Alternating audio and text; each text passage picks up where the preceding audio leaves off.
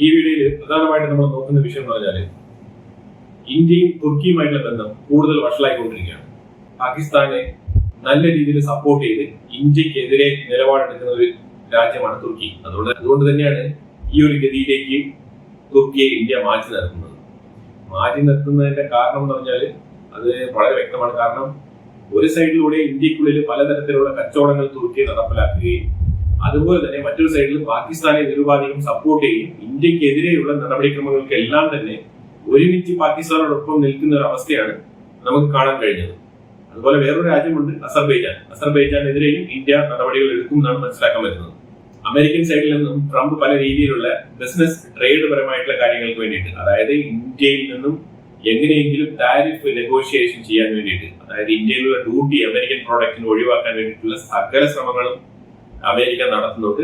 ഏത് ഗ്ലോബൽ പ്ലാറ്റ്ഫോമിൽ പോയാലും ഇന്ത്യയെ പരാമർശിക്കുക എന്നുള്ളതാണ് ഡൊണാൾഡ് ട്രംപ് ഒരു പ്രധാന ഹാബിറ്റ് ആയിട്ട് കൊണ്ടു നടക്കുന്നത്. അതാണ് പുള്ളി ഒരു പ്രധാന ലക്ഷ്യമായിട്ട് കൊണ്ടു നടക്കുന്നത്. അത് തവണ മിഡിൽ ഈസ്റ്റ് വിസിറ്റിലും അതിനെക്കുറിച്ച് തന്നെ ആപ്പിളിന്റെ കമ്പനിയുമായിട്ട് ഇതേ ഒരു പരാമർശം ട്രംപ് രേഖപ്പെടുത്തി പോയിട്ടുണ്ട്. ഈ ഒരു ഇന്ത്യ പാകിസ്ഥാൻ ഈ ഒരു 4 ദിവസത്തെ യുദ്ധം ചെയ്ത ഗുണം എന്ന് പറഞ്ഞാൽ ഇന്ത്യക്ക് ഏറ്റവും കൂടുതൽ ശക്തമായ രീതിയിലുള്ള ഡിഫൻസ് മേഖലയിലുള്ള ഓർഡറുകൾ വരാൻ തുടങ്ങിയിട്ടുണ്ട്. പ്രത്യേകിച്ച് ബ്രഹ്മോസ് ഉൾപ്പെടെയുള്ള മിസൈലുകൾക്ക് വേണ്ടിയിട്ടുള്ള ഓർഡറുകളാണ് ഏറ്റവും കൂടുതൽ വരുന്നതായിട്ട് നമുക്ക് മനസ്സിലാക്കാൻ പറ്റുന്നത്. അതുപോലെ അമേരിക്ക ഒരു സൈഡിൽ കൂടെ തുർക്കിക്ക് ആയുധങ്ങൾ സപ്ലൈ ചെയ്യാണ്. അതായത് വൻതോതിൽ തുർക്കിക്ക് ആയുധങ്ങൾ സപ്ലൈ ചെയ്യാണ്. ഏതാണ്ട് 53 missile, air to air missile, AIM 120C എന്ന് പറഞ്ഞ കാറ്റഗറിയിൽ വരുന്ന air to air missile, advanced air to air മിസൈലാണ് 53 എണ്ണം തുർക്കിക്ക് സപ്ലൈ ചെയ്തിരിക്കുന്നത്. ഈ ഒരു മിസൈലിന്റെ പ്രത്യേകത എന്ന് പറഞ്ഞാൽ ഈ മിസൈലിൽ F-16, F-18 അതേപോലെ അമേരിക്കൻ മെയ്ഡ് ഫൈറ്റർ ജെറ്റുകളിലെല്ലാം തന്നെ അഡോപ്റ്റബിൾ ആണ്. ഒരു കാര്യം മനസ്സിലാക്കണം, പാകിസ്ഥാനുമായിട്ട് തുർക്കി നല്ല രീതിയിലുള്ള സഹകരണത്തിലാണ്. തുർക്കി ആണെങ്കിൽ ഇപ്പം അമേരിക്കയുടെ സൈഡിൽ നിന്നും ഈ ഒരു മിസൈൽ മേടിച്ചുകൊണ്ടുപോയി എന്തെങ്കിലും യുദ്ധം നടത്തേണ്ട ഒരു സാഹചര്യത്തിലൂടെ അല്ല കടന്നു പോകുന്നത്. പക്ഷെ എന്നിരിക്കെ അമേരിക്ക ഈ ഒരു മിസൈലുകൾ ശരിക്കും തുർക്കിക്ക് ഇപ്പൊ കൈമാറിയത് എന്തിന്റെ അടിസ്ഥാനത്തിലാണ്? അതായത് തുർക്കി ഇൻഡയറക്റ്റ് ആയിട്ട് ഈ ഒരു ആയുധം പാകിസ്ഥാനിൽ എത്തിച്ചോളും എന്നുള്ള ഒരു ബലത്തിലാണോ, അല്ലെങ്കിൽ അതുമായിട്ട് എന്തെങ്കിലുമൊക്കെ അന്തർധാര ഇതിനുള്ളിൽ ട്രംപിന്റെ ഏറ്റവും അടുത്ത ഗുഡ് ഫ്രണ്ട് ആയിട്ടുള്ള ഹായബർദനും തമ്മിലുള്ള ഒത്തുകളിയാണോ എന്ന് വരെ നമുക്ക് സംശയിക്കേണ്ടതുണ്ട്. ഡീപ്പായിട്ട് അനലൈസ് ചെയ്ത് നോക്കിക്കഴിഞ്ഞാൽ അങ്ങനെയൊക്കെ നമുക്ക് ഇതിനകത്ത് വായിച്ചെടുക്കാം. കാരണം പാകിസ്ഥാനിലെ F-16 ഉപയോഗശൂന്യമായ അവസ്ഥയായിരുന്നു. അതേപോലെ ഇന്ത്യ നടത്തുന്ന അതുപോലെ ഇന്ത്യ അഗ്രസീവായിട്ട് കൊടുത്ത തിരിച്ചടിയിൽ ശരിക്കും പറഞ്ഞാൽ റഷ്യൻ മാർക്കറ്റും ഇന്ത്യൻ മാർക്കറ്റും ഏറ്റവും കൂടുതൽ ഇപ്പം മുന്നോട്ട് വന്നിട്ടുണ്ട് ഈ ഒരു ഡിഫൻസ് മേഖലയിൽ. ഇത് അമേരിക്കയ്ക്ക് ക്ഷീണം ചെയ്യുന്നുണ്ട്. കാരണം അമേരിക്ക ഒരു കാലഘട്ടത്തിൽ പിന്തുണച്ചിരുന്ന F-16 പോലത്തെ ഫൈറ്റർ ജെറ്റുകളൊക്കെ വെച്ചുകൊണ്ട് പിടിച്ചു നിന്നിരുന്ന രാജ്യമാണ് പാകിസ്ഥാൻ. തുർക്കിക്ക് വേണമെങ്കിൽ ഈ ഒരു 53 മിസൈൽ രഹസ്യമായിട്ട് തന്നെ പാകിസ്ഥാനിൽ എത്തിക്കാം. അവർക്ക് വേണമെങ്കിൽ അത് F-16 ഘടിപ്പിച്ച് ഇന്ത്യക്കെതിരെ ആക്രമണം നടത്താൻ പറ്റും. ഇന്ത്യക്ക് പാകിസ്ഥാനുമായിട്ടുള്ള ഈ ഒരു ഓപ്പറേഷൻ സിന്ദൂറിൽ കിട്ടിയ ഒരു ഏറ്റുമുട്ടലിൽ കിട്ടിയ ഒരു വിജയം, ആ വിജയത്തിനെ വിജയമായിട്ട് മനസ്സിലാക്കാനും അംഗീകരിക്കാനും അമേരിക്ക തയ്യാറാകുന്നില്ല. അതാണ് ഇതിനകത്ത് നമുക്ക് ഏറ്റവും കൂടുതലായിട്ട് മനസ്സിലാക്കേണ്ടത്. അതുകൊണ്ട് അവര് ഏതൊക്കെ രീതിയിൽ എന്തൊക്കെ ഉടായ്പകൾ കാണിക്കാൻ പറ്റുമോ ആ രീതിയിലൊക്കെ അവർ കാണിക്കുന്നുണ്ട്. ഇന്ത്യക്കെതിരെ വളരെ സൈലന്റ് ആയിട്ട് തന്നെ അവര് പിന്നിൽ കുത്തുന്ന ഏർപ്പാട് അവർ ചെയ്യുന്നുണ്ട്. ആ രീതിയാണ് നമുക്ക് പൊതുവിൽ ഇപ്പൊ കാണാൻ കഴിയുന്നത്. അതിനൊരു വിദ്വേഷം, ഒരു വെറുപ്പ് എല്ലാം തന്നെ അവരുടെ ഓരോ പ്രസ്താവനകളിലും, ഇൻക്ലൂഡിംഗ് അമേരിക്കൻ പ്രസിഡന്റ് ഉൾപ്പെടെയുള്ള ആൾക്കാരുടെ പ്രസ്താവനകളിൽ നിന്ന് നമുക്ക് മനസ്സിലാക്കാൻ പറ്റുന്നത്. പാകിസ്ഥാൻ അതേപോലെ ബിമാർ എന്ന് പറഞ്ഞ ആ ഒരു സ്ഥലത്ത്, അതായത് ഈ ഒരു അപ്പർ ലെവലിൽ, അത് ഹിമാചൽ പ്രദേശ് ആ ഒരു സൈഡിൽ കിടക്കുന്ന കശ്മീർ ബോർഡറുമായിട്ട് ബന്ധപ്പെട്ട ഏരിയകളിലാണ് പാകിസ്ഥാൻ ഏറ്റവും കൂടുതൽ അവരുടെ മിലിറ്ററിനെ ഡിപ്ലോയ് ചെയ്തിരിക്കുന്നത്. ഏത് രീതിയിലുള്ള മിലിറ്ററി ആണെന്ന് പറയേണ്ട ആവശ്യമില്ല. പാകിസ്ഥാൻ എന്ന് പറയുമ്പോഴത്തേക്കും തീവ്രവാദികളും പട്ടാളവും ഒരുമിച്ച് തന്നെയാണ് അവരവിടെ നിലകൊള്ളുന്നത്. ആ രീതിയിൽ അവർ ഇന്ത്യക്കെതിരെ പല നീക്കങ്ങളും അവർ നടത്തുന്നുണ്ട്. അതായത് ഇന്ത്യയുടെ ഈ ഒരു വിജയത്തിനെ അവർ തോൽവിയായിട്ട് മാറ്റി തീർക്കണം എന്നാണ് കുറച്ച് നിഗൂഢ ശക്തികൾ ഇന്ത്യക്കെതിരെ പെരുമാറിക്കൊണ്ടിരിക്കുന്നത്.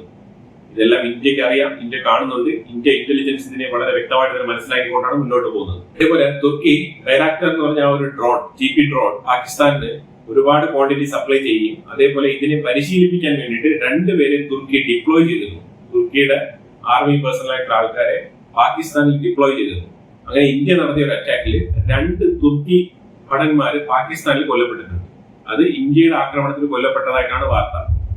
അത് ഈ ഒരു പരിശീലനം, അത് പാകിസ്ഥാൻ ആർമിയെ പരിശീലിപ്പിക്കാൻ വേണ്ടി ഈ ഒരു ഡ്രോണിൽ പരിശീലനം കൊടുക്കാൻ വേണ്ടി, ഡ്രോൺ ഉപയോഗിക്കാൻ വേണ്ടിയിട്ടുള്ള പരിശീലനം കൊടുക്കാൻ വേണ്ടി വന്ന ടീമിലുള്ള അംഗങ്ങളാണെന്നാണ് വാർത്തകൾ വരുന്നത്. ഇത് തീർച്ചയായിട്ടും രണ്ടുപേരല്ല, രണ്ടുപേര് കൊല്ലപ്പെട്ട വാർത്ത പുറത്തു വന്നതുകൊണ്ട് നമ്മൾ രണ്ടെന്ന് നമുക്ക് അനുമാനിക്കാം. പക്ഷേ രണ്ടുപേരിലധികം ആൾക്കാർ വന്നിട്ടുണ്ട് എന്നുള്ളതാണ്.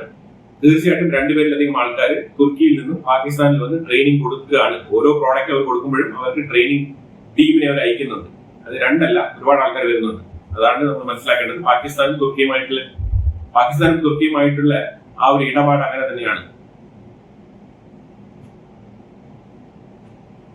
അതേപോലെ തുർക്കി ഇന്ത്യയെ ബ്ലാക്ക് ലിസ്റ്റിലാണ് വെച്ചിരിക്കുന്നത്. ഏതിനാണ്? ഈ ഒരു ബൈറാക്ടർ എന്ന് പറഞ്ഞ ഈ ഒരു ഡ്രോൺ നൽകില്ല എന്നാണ് പറഞ്ഞിരിക്കുന്നത്. നമുക്ക് വേണ്ട എന്നാലും അവരെങ്ങനെയാണ് പറഞ്ഞിരിക്കുന്നത്. അവരുടെ ആ ഒരു സോളിഡാരിറ്റി, പാകിസ്ഥാനുമായിട്ടുള്ള ഒരു സോളിഡാരിറ്റി അവർ ഇന്ത്യയെ ഉപേക്ഷിച്ചുകൊണ്ട് അങ്ങോട്ട് ആ ഒരു കൂറ് കാണിക്കുകയാണ്. അതാണ് മനസ്സിലാക്കേണ്ടത്. അതേപോലെ തന്നെ മേക്ക് മൈ ട്രിപ്പ് ഓൾറെഡി തന്നെ തുർക്കിക്ക് ഉള്ള ട്രിപ്പുകളെല്ലാം ഷട്ട് ഡൗൺ ചെയ്ത് കഴിഞ്ഞു. അതേപോലെ ഇൻഡിഗോ അടുത്ത് നെക്സ്റ്റ് അവരുടെ ട്രിപ്പ് എല്ലാം തന്നെ ക്യാൻസൽ ചെയ്യാൻ പോവുകയാണ്.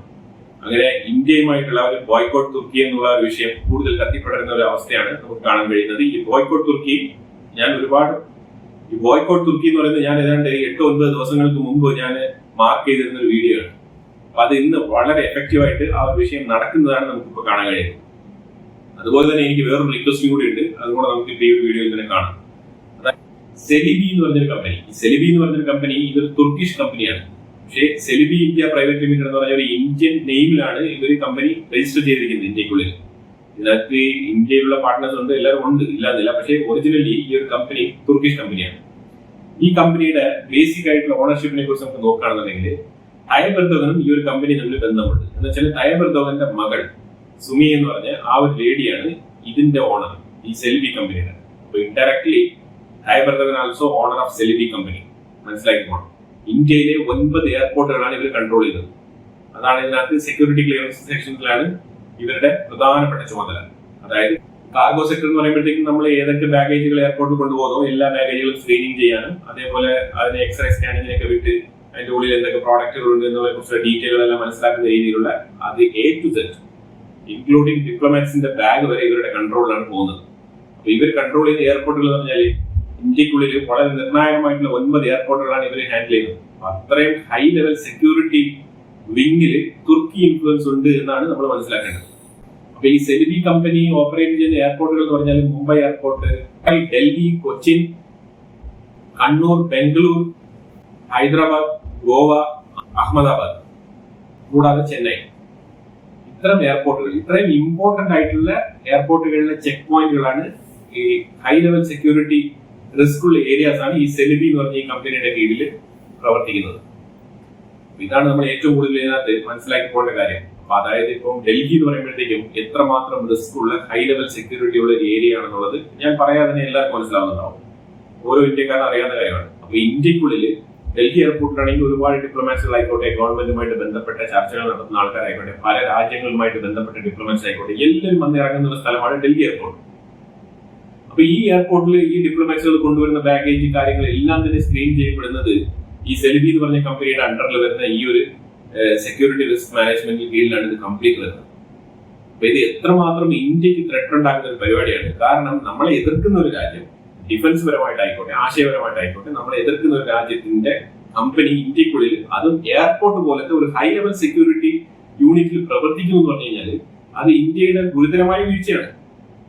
അതായത് ഇന്ത്യയിൽ പോളിസി ഉണ്ട്. ഈ ഇടയ്ക്ക് നിർമ്മല സീതാരാമൻ പാസ്സാക്കിയ പോളിസി ഉണ്ട് ഇവിടെ. അതായത് ഗവൺമെന്റിന്റെ ടെൻഡറിൽ ഇടപെടുമ്പോഴത്തേക്കും വിദേശ രാജ്യങ്ങൾ, അതായത് അവരൊരു കൺസെന്റ് നമുക്ക് തരേണ്ടതുണ്ട്. നമ്മളുടെ തൊട്ടടുത്ത് കിടക്കുന്ന അയൽ രാജ്യങ്ങളുമായിട്ട് അവർ ഏതൊക്കെ രീതിയിൽ ബന്ധപ്പെടുന്നു. അപ്പൊ അതിൽ പ്രത്യേകിച്ച് ബംഗ്ലാദേശ്, പാകിസ്ഥാൻ, ഇതേപോലത്തെ രാജ്യങ്ങളുമായി, ചൈന, ഇതേപോലത്തെ രാജ്യങ്ങളുമായിട്ടൊക്കെ അവര് നല്ല രീതിയിലുള്ള ബന്ധങ്ങൾ വെച്ചിട്ടുണ്ട് എന്നുണ്ടെങ്കിൽ ഇന്ത്യ അവരെ ആ രീതിയിൽ കൺസിഡർ ചെയ്യുള്ളൂ.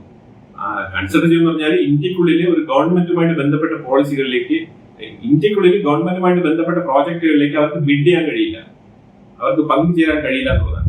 അപ്പൊ അത് വേണമെങ്കിൽ കള്ളത്തരം കാണിച്ച് അത് നോ അടിച്ചിട്ട് അവർക്ക് വേണമെങ്കിൽ പാർട്ടിസിപ്പേറ്റ് ചെയ്യാം. പക്ഷെ പിന്നീട് അത് ഓഡിറ്റിംഗിൽ കണ്ടെത്തി കഴിഞ്ഞാൽ അതിനുള്ള തക്കതായ നടപടിക്രമങ്ങൾ ഇന്ത്യയുടെ ഭാഗത്ത് നിന്ന് എടുക്കേണ്ടി വരും. അപ്പൊ ആ രീതിയിലാണ് പോളിസി ഉള്ളത്. പക്ഷെ ആ പോളിസി പോലും ഇവിടെ മറികടന്നിരിക്കുന്നു. ആ പോളിസി ഇവിടെ ആരും തന്നെ മൈൻഡ് ചെയ്തിട്ടില്ല. അങ്ങനെ ഒരു പോളിസി നിലനിൽക്കുന്ന രാജ്യത്തിൽ ഈ സെലിബി പോലത്തെ കമ്പനി എങ്ങനെയാണ് 9 എയർപോർട്ടുകൾ, അപ്പൊ ഇന്ത്യയിലെ ഈ ഒരു കോൺട്രാക്ട് ഇപ്പോൾ അവർക്ക് നഷ്ടപ്പെടുകയാണ്. അതായത് ഈ ഒരു ഹൈ ലെവൽ സെക്യൂരിറ്റി എന്ന് പറഞ്ഞ ഈ ഒരു security risk management completely Indian government റദ്ദാക്കിയിരിക്കുകയാണ് ഈ ഒരു സെലിബി കമ്പനിക്ക്. ഇത് തുർക്കിക്കുണ്ടാക്കുന്ന ക്ഷീണം ചെറുതല്ല. കാരണം ഇതിനകത്ത് ഇപ്പം നമ്മൾ മനസ്സിലാക്കുമ്പോഴേക്ക് ഞാൻ പറഞ്ഞില്ലേ, ഈ ഒരു സെലിബി കമ്പനിയുടെ ഓണർ തൈവർദ്ധവന്റെ മകളാണ്. ഈ തൈവർദ്ധവന്റെ മകളുടെ ഭർത്താവ് ബൈറാക്ടർ എന്ന് പറഞ്ഞ ആ ഒരു കമ്പനി, ആ ഡ്രോൺ കമ്പനിയുടെ ഓണറാണ് ഈ തൈവർദ്ധവന്റെ മകളുടെ ഹസ്ബൻഡ്. ബൈറാക്ടർ ഡ്രോൺ ഏറ്റവും കൂടുതൽ പാകിസ്ഥാനും ബംഗ്ലാദേശിലും സപ്ലൈ ചെയ്തത് തൈവർദ്ധവന്റെ മരുമോനാണ്. അതാണ് നമ്മൾ ഇതിനകത്ത് മനസ്സിലാക്കേണ്ടത്. മനസ്സിലായോ? ഈ രീതിയിലാണ് കാര്യങ്ങൾ കിടക്കുന്നത്. അപ്പൊ ബൈറാക്ടർ ഡ്രോണുമായിട്ടും അതേപോലെ ഈ സെലിബി കമ്പനിയുമായിട്ടും തൈവർദ്ധവന് ഒരു കണക്ഷൻ ഉണ്ട്. അത് നമ്മൾ ഇവിടെ എടുത്തു പറയേണ്ട വിഷയമാണ്. ഇത് എത്ര മീഡിയാസ് പറയുന്ന അറിയത്തില്ല, പക്ഷെ ഇതാണ് വസ്തുതാപരമായിട്ടുള്ള കാര്യം. കാരണം ഇതെല്ലാം തന്നെ സിവിൽ ഏവിയേഷൻ സെക്യൂരിറ്റി എന്ന് പറയുന്ന ഈ സെലിബി എന്ന് പറയുന്ന കമ്പനി സിവിൽ ഏവിയേഷൻ സെക്യൂരിറ്റിയിൽ അവർക്ക് വളരെ നിർണായകമായ പങ്കുണ്ട്. കാരണം ഒരുപാട് എയർക്രാഫ്റ്റുകളുടെ ഈ ഒരു കാർഗോ മാനേജ്മെന്റിന്റെ പോർട്ടൽസ് ഇവരുടെ കൺട്രോളിൽ വരും. ഈ പോർട്ടലെല്ലാം ഇവർക്ക് വെരിഫൈ ചെയ്യാൻ പറ്റും. അതുപോലെ തന്നെ അതിന്റെ ഡേറ്റ എല്ലാം ഇവർക്ക് ചോർത്തിക്കൊണ്ട് പോകാനും പറ്റും. ആ രീതിയിലാണ് ഇതിന്റെ കാര്യങ്ങൾ. എത്ര പേരുടെ രഹസ്യമായിട്ടുള്ള കാര്യങ്ങൾ, ബാഗേജുകളുടെ ഡീറ്റെയിൽസ് കാര്യങ്ങളൊക്കെ ഇവർ ചോർത്തു എന്നുള്ളത് നമുക്കറിയത്തില്ല. ഇപ്പം അവർ ചോർത്തിയാലും ഇല്ലെങ്കിലും നമ്മളുടെ എതിർത്ത് നിൽക്കുന്ന ഒരു രാജ്യത്തിന്റെ കമ്പനിയെ ഈ രീതിയിൽ ഒരു ഏവിയേഷൻ സെക്യൂരിറ്റി വിങ്ങിൽ ഏർപ്പാടാക്കേണ്ട ഒരാവശ്യമില്ല. അതുകൊണ്ട് തന്നെയാണ് ഇന്ത്യ അവരുടെ കംപ്ലീറ്റ് കാര്യങ്ങൾ ഇപ്പോഴെങ്കിലും വൈകിയെങ്കിലും ക്യാൻസൽ ആക്കിയിരിക്കുന്നത്. ഇത് ഒരുപാട് നഷ്ടമുണ്ടാക്കുന്ന പരിപാടിയാണ് തൈവർദ്ധവന്റെ മകൾക്ക്. കാരണം ഇന്ത്യ എന്ന് പറഞ്ഞാൽ വികസിച്ചുകൊണ്ടിരിക്കുന്ന ഒരു രാജ്യമാണ്. ഒരുപാട് എയർപോർട്ട് സർവീസുകൾ അവർക്ക് കൂടുതൽ ഏറ്റെടുക്കാനുള്ള സാഹചര്യം ഒരുക്കുന്ന ഒരു രാജ്യം കൂടിയാണ്. തുർക്കിക്ക് ഉണ്ടാകുന്ന നഷ്ടം ചെറുതൊന്നുമില്ല ഇന്ത്യയെ പിണക്കുന്നതുകൊണ്ട്. അതവര് കുറച്ച് കഴിഞ്ഞിട്ട് തിരിച്ചറിയുമായിരിക്കും. കാരണം ഇപ്പൊ നിലവിലെ തൈവർദ്ധവന്റെ ഗവൺമെന്റ് ഈ രീതിയിലേ ചിന്തിക്കുള്ളൂ. അയാൾ താഴോട്ട് ഇറങ്ങി കഴിഞ്ഞാൽ ഇന്ത്യ തുർക്കി ബന്ധം കുറച്ചുകൂടെ മെച്ചപ്പെട്ട് വരാനുള്ള സാധ്യതയുണ്ട്. പഴയതുപോലെ അല്ലെങ്കിൽ കുറച്ചുകൂടെ ബെറ്റർ ആവാനുള്ള സാധ്യത വളരെ കൂടുതലാണ്. ഈ തൈവർദ്ധവന്റെ സർക്കാർ അവിടെ നിന്ന് ഭരണം മാറിയാൽ. അല്ലാത്ത പക്ഷം തുർക്കി ഇങ്ങനെ തുടരുള്ളൂ. കാരണം തൈവർദ്ധവന്റെ ഭക്ഷണം കഴിച്ചില്ലെങ്കിൽ ഒരു കുഴപ്പമില്ല. പക്ഷെ ആശയം അഥവാ ഈ ഒരു ഓട്ടോമൻ എംപറർ, ഈ ഖിലാഫത്ത് പ്രസ്ഥാനം അത് കൊണ്ടുപോകും. അതില്ലാതെ രാജ്യം ഭരിക്കുന്ന ഒരു ഏർപ്പാടില്ല. അതാണ് തൈവർദ്ധവന്റെ ഒരു ട്രേഡ് മാർക്ക്. ആ ട്രേഡ് മാർക്കിലാണ് പുള്ളി പിടിച്ചിരിക്കുന്നത്. ഈ ഒരു വിഷയമാണ് ഇന്ത്യ ഒരു സെക്യൂരിറ്റി റിസ്ക് ആണ്, ഒരു ത്രെട്ട് ആണെന്നുള്ളത് കണ്ടെത്തിക്കൊണ്ട് ഈ സെലിബി സ്ഥാപനത്തെ ബാൻ ചെയ്തിരിക്കുന്നു. കാരണം ഈ തുർക്കി എന്ന് പറഞ്ഞാൽ DRT എന്ന് പറഞ്ഞ തുർക്കിയിലെ ഒരു മാധ്യമമുണ്ട്. ആ മാധ്യമം എന്ന് പറഞ്ഞാൽ ഏതാണ്ട് 1000-ലധികം ആർട്ടിക്കിൾസ് ഇന്ത്യക്കെതിരെ തന്നെ എഴുതി പബ്ലിഷ് ചെയ്തിട്ടുണ്ട്. ഈ TRT എന്ന് പറഞ്ഞ തുർക്കിയിലെ മാധ്യമം. കാരണം അവർ ആ രീതിയിലാണ് ഇന്ത്യയെ പോർട്രേറ്റ് ചെയ്യാൻ, ആ ലെവലിൽ ഇന്ത്യയെ മാറ്റി നിർത്താനുമാണ് അവർ ആഗ്രഹിക്കുന്നത്. കാരണം അവരുടെ ആശയം എന്ന് പറഞ്ഞാൽ വേറെയാണ്. ആ ആശയത്തിനോട് ഒത്തു നിൽക്കുന്നത് പാകിസ്ഥാനാണ്. അപ്പൊ അതുകൊണ്ട് അവർക്ക് ആ രീതിയിൽ മുന്നോട്ട് പോകാൻ കഴിയും. അത് ബോയ്ക്കോട്ട് തുർക്കി നല്ല രീതിയിൽ തുടരുകയാണ്. ഒരുപാട് ഫ്ലൈറ്റ് ടിക്കറ്റുകളൊക്കെ ക്യാൻസൽ ആയിട്ടുണ്ട്. ഇതൊക്കെ ഞാൻ ഓൾറെഡി പറഞ്ഞ വിഷയങ്ങളാണ്. തുർക്കിയും ഇന്ത്യയുമായിട്ടുള്ള ബന്ധം ഈ രീതിയിൽ വീണ്ടും കൂടുതൽ ഉലച്ചിലേക്ക് പോവാണ്. അതിന്റെ ഇടയ്ക്ക് അമേരിക്ക ചില കലക്കവെള്ളത്തിൽ മീൻ പിടിക്കൽ പരിപാടിയൊക്കെ നോക്കുന്നുണ്ട്. അതൊക്കെ നമുക്ക് വരും ദിവസങ്ങളിൽ വിശദമായിട്ട് ചർച്ച ചെയ്യുന്നതായിരിക്കും.